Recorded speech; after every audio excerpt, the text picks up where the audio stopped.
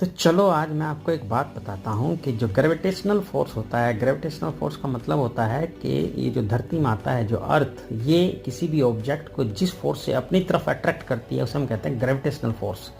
ये जो gravitational force होता है ना, ये इस यूनिवर्स का, इस पूरे ब्रह्मांड का सबसे वीक फोर्स होता है, इसीलिए इसको बोलते हैं the weakest force of the universe.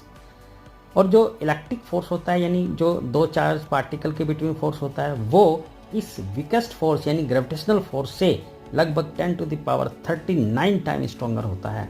और इस यूनिवर्स में जो सबसे स्ट्रॉन्गेस्ट फोर्स होता है उसका क्या नाम है भला? उसका नाम होता है न्यूक्लियर फोर्स। तो nuclear force is the strongest force, gravitational force is the weakest force, and जो इलेक्ट्रिक फोर्स है यानी electrostatic force between two charge particle, that is 10 to the power 39 times stronger than gravitational force.